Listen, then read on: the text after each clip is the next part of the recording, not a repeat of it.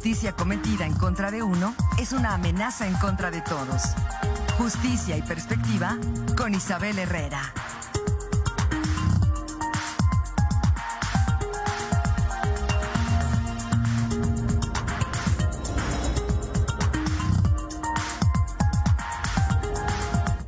Continuamos con más de la información aquí en Presencia Universitaria. Son las 7 de la mañana con 58 minutos y como cada miércoles tenemos aquí en su colaboración a la licenciada Isabel Herrera, quien nos hablará de un tema muy interesante el día de hoy y al que todos debemos abonar: los feminicidios. Adelante, por favor, Isa.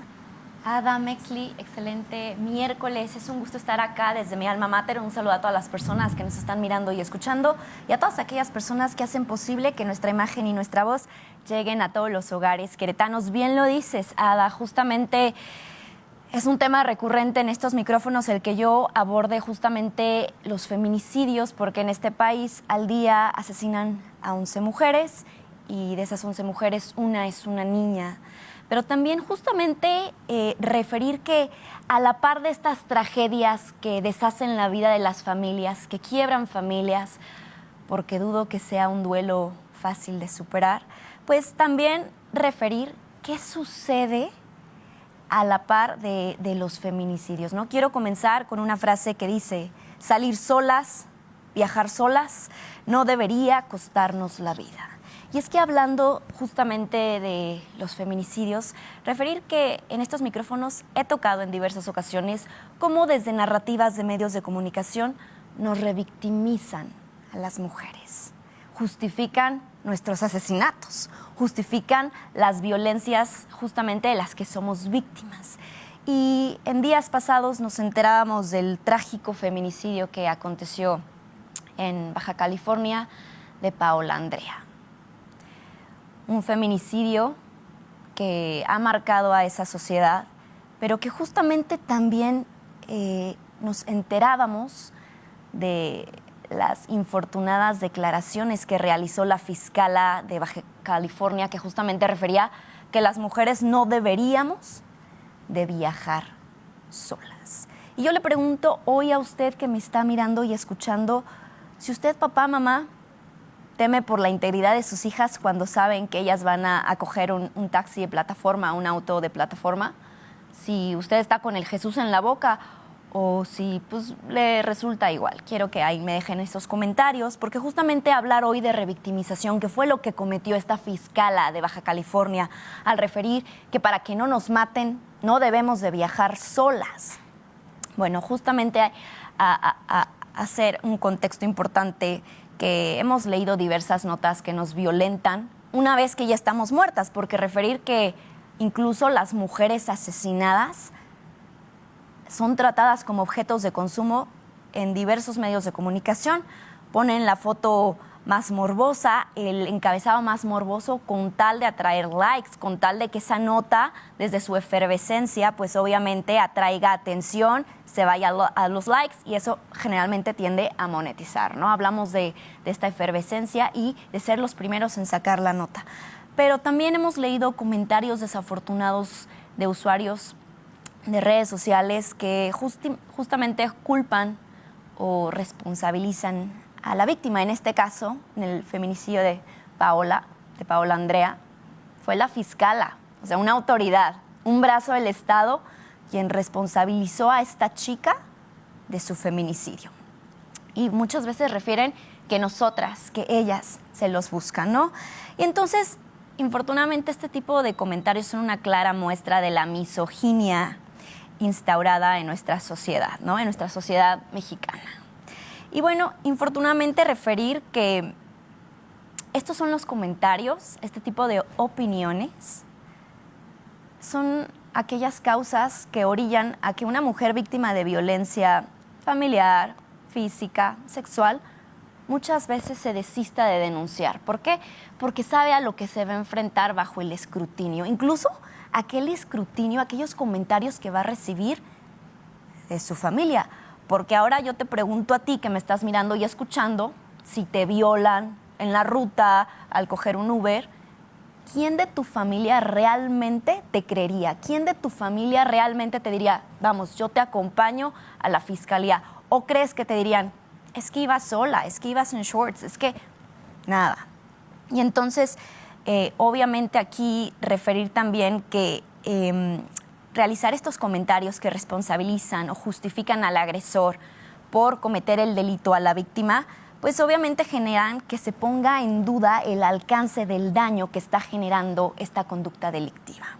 Y entonces, infortunadamente, como siempre lo digo, desde medios de comunicación tenemos que cuidar mucho las narrativas que utilizamos al momento de describir estas tragedias que son constantes, que son continuas. ¿Por qué? Porque tenemos que centrar la atención en el agresor, no en la víctima, y pues referir que cuando culpamos a las mujeres estamos cayendo en conductas misóginas al señalarlas como las responsables de la conducta delictiva que aconteció.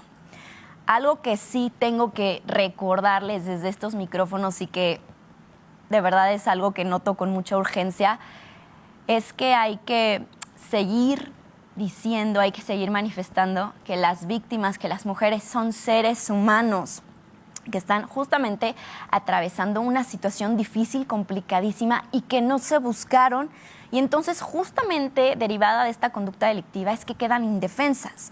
Aquí tengo que aclarar que el Estado tiene la obligación de cuidar que el proceso de esa persona que está denunciando, que está justamente buscando que se obtenga la justicia y una posible reparación del daño, el Estado tiene que cuidar a través de sus fiscalías, de sus funcionarios públicos, que este proceso no sea más difícil que la experiencia que ya atravesaron, que ha sido la más desagradable de sus vidas, ¿no?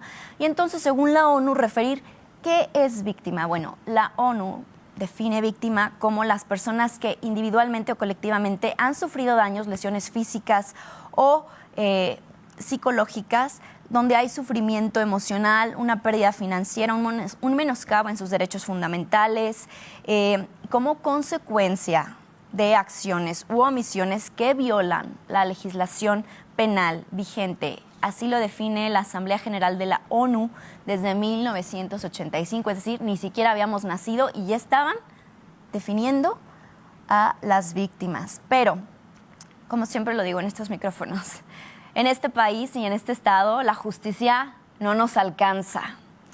La ley ha probado que no es suficiente, no basta. Muchas veces es solo letra muerta. Lo comprobé la semana pasada que fui a Fiscalía a denunciar violencia vicaria y me dice la fiscala que no existe en Querétaro, en nuestro código, que no ha sido homologado, ni con la Ley General de Acceso a las Mujeres a una vida libre de violencia. No se puede denunciar en Querétaro la violencia vicaria. ¿Por qué? Porque todavía no está actualizado aquí. Puedes denunciar violencia familiar, pero tanto han hecho con bombo y platillo que ya es una realidad en las mujeres de Querétaro que se pueda denunciar la violencia vicaria, y yo desde estos micrófonos les digo, no es cierto. Así que no les crean. Pero justamente, como les digo, no basta con crear políticas públicas que protejan a las víctimas. Hay que hablar las cosas como son.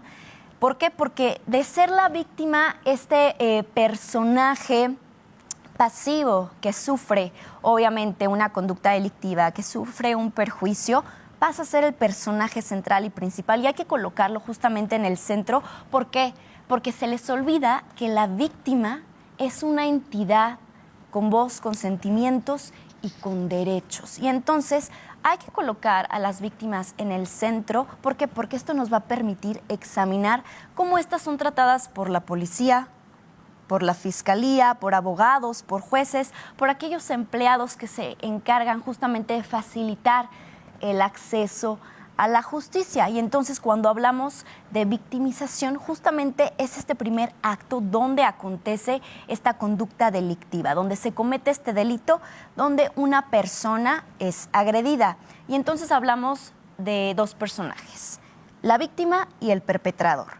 Pero justamente desde que la víctima sufre el delito, esto no solo es lo único que le sucede, acontecen otros daños derivados de esa conducta delictiva, derivados de ese hecho, que son obviamente pues afectaciones físicas, monetarias, psicológicas, emocionales. Tengo varias clientas que no duermen, que cuando están hablando conmigo empiezan a gritar y a llorar y se desconectan de lo que me están diciendo. Y son mujeres a las que todavía no han privado de la vida. Por eso les digo que tenemos que tener muchísima empatía cuando hablamos de víctimas, de sus tragedias, y entender que es una persona que acaba de vivir algo que no esperaba y que su sistema nervioso central, así esté recibiendo atención psicológica, pues va a empezar a tener estas consecuencias. Y entonces, cuando hablamos de revictimización o victimización secundaria, esta se da cuando esta misma víctima, aparte del delito ocasionado, padecido, sufre un daño posterior causado por la policía, por impartidores de justicia, incluso por voluntarios o trabajadores del sistema penal, por medios de comunicación. Ya hemos tocado ese tema, que las narrativas aquí, cuando quieren hablar de la víctima, que lo vuelvo a decir, no hay que darle la atención a la víctima, pobre de ella y de sus familias. Hay que hablar, hay que centrar la atención en el agresor, ¿no? Porque aparte no tienen un perfil específico. Cualquiera puede ser un feminicida, cualquiera puede ser un violador. Aquí el tema justamente es que cuando quieren hablar de una víctima, buscan la foto más provocativa en sus redes sociales. Ella era Paola, ¿no? Y pues entonces se empieza a trabajar, se empieza a manejar una narrativa como si esa mujer pues fuera un objeto, ¿no? Pon la foto más sexy, donde se vea más guapa, ¿no? No, hay que hablar del agresor. ¿Cómo creció? ¿Cuál era su contexto? ¿Qué lo orilló a cometer esa tragedia, ¿no? Y entonces, muchas veces la misma sociedad y la familia también revictimizan a las víctimas. Es que iba sola, es que ¿qué hacías a esa hora? Y muchas veces empleados, empleadas de fiscalía también, cuando estás rendiendo tu declaración, pues simplemente con su tono de voz agreden, con sus comentarios inadecuados, con las preguntas mal formuladas, pareciera que están responsabilizando a la víctima. Y en nuestro diario oficial de la Federación, justamente la revictimización se define como un patrón en el que la víctima de abuso y o delincuencia tiene una tendencia significativamente mayor de ser nuevamente víctima, y se entiende la revictimización como esta experiencia que victimiza a una persona en dos o más momentos de su vida por acciones u omisiones que generan en la persona un recuerdo victimizante. Y entonces les decía, hay revictimización cuando justamente empleados de fiscalía que están encargados justamente de escuchar, de atender, de brindar esta atención a víctimas al momento de buscar su acceso a la justicia, pues realizan esta serie de comentarios que pueden agredir, que las hacen sentir a las mujeres juzgadas, violentadas, desprotegidas, y son comentarios inadecuados que justamente están buscando la causa del delito en el actuar de la víctima, ¿no? O cuando se centran más en la vida personal de la víctima en lugar de buscar al agresor, ¿no? Y entonces hay que cuidar muchísimo esta cuestión. La Ley General de Víctimas, en su artículo 5, habla justamente de la revictimización o victimización secundaria, y referir justamente que nuestro Estado mexicano tiene la obligación internacional de respetar el CIJO, o el Tratado Internacional conocido como el Belém do Pará, que data del 94. En su capítulo 3 refiere que el Estado debe de abstenerse de cualquier violencia contra la mujer y velar para que sus autoridades y funcionarios se comporten en conformidad, y está más obligado todavía a tomar medidas adecuadas, incluyendo leyes para abolir, modificar prácticas que respalden la tolerancia a la violencia en contra de la mujer. Es decir, hoy en día nuestro Estado, desde sus 3 niveles, tiene la obligación de fomentar la igualdad de la mujer y sensibilizar a las personas respecto de los machismos, micromachismos en la cultura mexicana, donde se coloca a la mujer justamente en una premisa de inferioridad. Entonces, justamente hay que concientizar como sociedad el daño que puede ocasionar un solo comentario, entender que las mujeres víctimas de violencia enfrentan diversos problemas al momento de solicitar el acceso a la justicia. No solo el daño que les generaron, ese es solo el principio. Para ellas y sus familias va a comenzar un calvario.